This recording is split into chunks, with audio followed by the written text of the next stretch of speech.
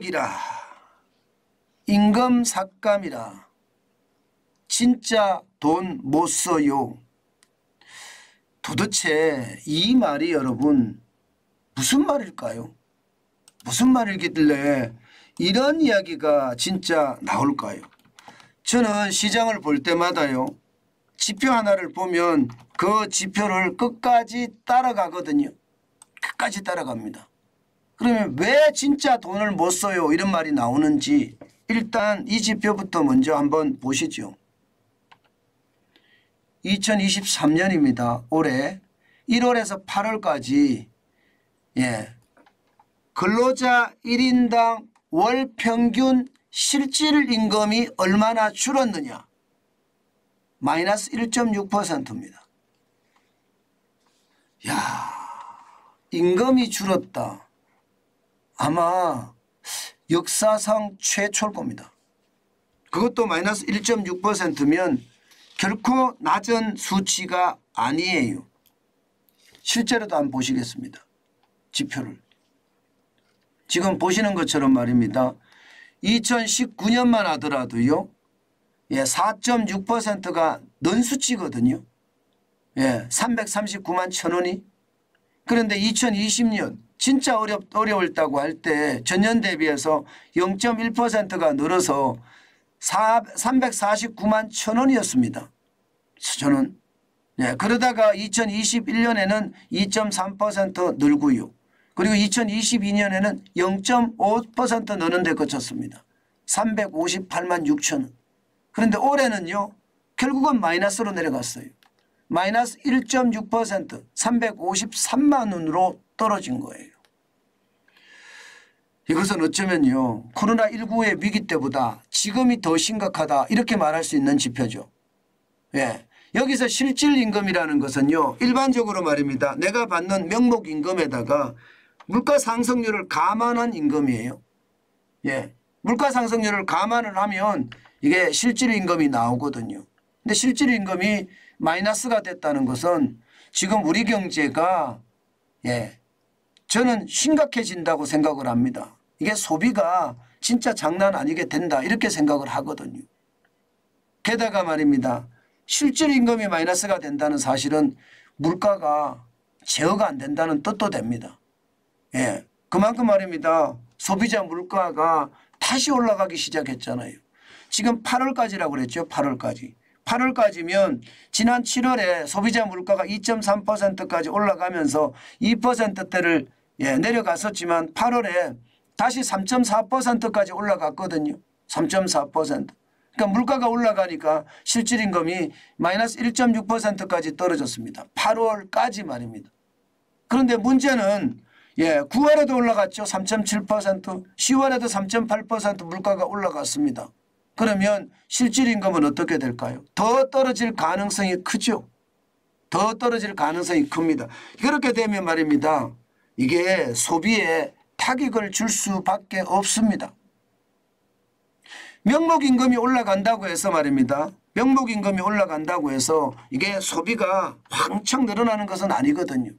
실질적으로 명목임금은요, 1월에서 8월 누계 월평균 임금을 보면 2023년에도 2.1%나 늘었습니다. 391만 6천 원이 됐어요. 2022년에는 5.4% 늘어서 383만 7천 원이 됐고요. 그렇지만 이게 물가를 감안해 버리니까 뚝 떨어지는 거, 물가를 감안하니까. 물가가 너무 올랐으니까 말입니다. 2022년도 보면 7월에 6.3%까지 소비자 물가가 오르잖아요. 그러니까 2022년도 보면 이게 올라가기는 올라가요. 5.4%까지 383만 7천 원까지 올라갔지만 물가를 감안해 보니까 2022년도 0.5% 올라가는 데 그쳤습니다. 358만 6천 원이 된다는 뜻이에요. 그만큼 말입니다, 근래 2021년, 2022년, 2023년 여기를 거치면서 소비자 물가가 2021년부터 쭉 오르기 시작해서 명목임금은 올랐습니다마는 실질임금은 그만큼 충격적이다 이렇게 이야기할 수가 있습니다.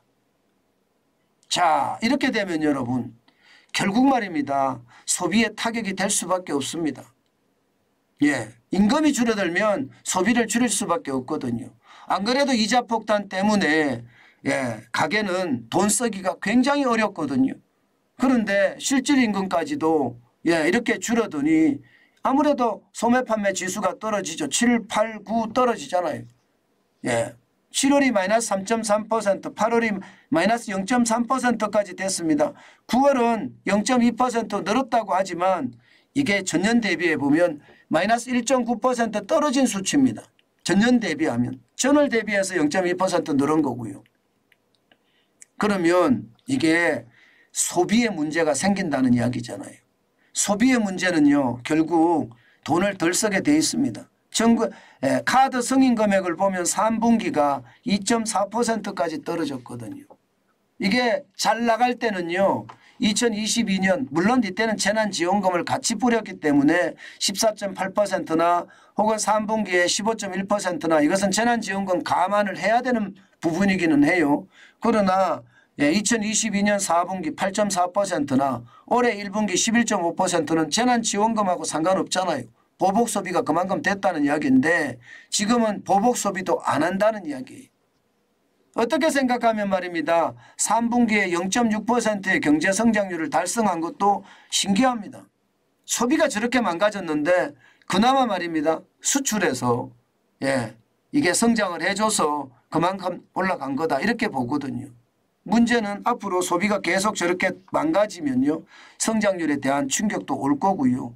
거기에 대한 어떤 상황도 저는 점점 어려워질 거라고 생각합니다. 오죽했으면 말입니다. 오죽했으면 차라리 요즘 같을 때는 경제지표 보지 마라 이런 이야기까지 합니다. 어떤 분들은 그렇게 이야기합니다. 정환진 TV를 보면 스트레스가 더 쌓여 이런 이야기도 합니다. 뭐 그럴 수 있을 것 같아요. 워낙 지표가 나쁜 게 많고요. 그렇지만 지피지기면 백전백승이라고 했습니다. 경제가 어떤지 현실을 정확히 알고 그 아는 대로 시장에 대응을 하면 그만큼 말입니다. 부자가 될 수 있는 확률도 더 크다. 저는 그렇게 생각해요. 정확한 지표를 보고 여러분들이 좀 아셔야 될 거고요. 또 필요하시다면 여러분 필요한 경제 지표를 저희에게 댓글로 올려주시든가 뭐 이런 지표 좀 필요합니다 하고 이야기를 해 주시면 제가 반드시 말입니다. 준비를 해서 시작하겠습니다. 그만큼 말입니다. 상황에 따라서 준비를 하는 것 잊지 않겠습니다. 오늘도 여러분 소비가 줄어든다는 것은 아직까지 우리 경제가 이게 제궤도에 들어서기는 쉽지 않다. 결국 수출이 늘어나서요. 낙수효과라고 하죠. 월급을 많이 받기 시작해서 이게 가게에다가 전달이 되면 이게 소비가 좋아질 수 있습니다. 그 시간이 꽤 걸릴 거예요. 소비자 물가가 많이 올랐기 때문에 이 고물가에 적응을 해야 되거든요. 아직까지 고물가에 적응을 못하고 있습니다. 고물가에. 고물가에 적응을 하면 소비가 좀 나아질 겁니다. 그때가 창업을 한다고 하더라도 그때가 시기고요. 저는 기본적으로 창업하지 말라는 게 제 이야기지만 그래도 어쩔 수 없이 나는 창업을 해야 된다 하면 그 시기 고물가에 적응하는 시기 쉽게 말하면 고금리 고물가가 유노멀이 돼서 유노멀이 이제 나의 어떤 평균이 될 때 아마 경제가 조금씩 깨어나지 않을까 저는 그렇게 봅니다.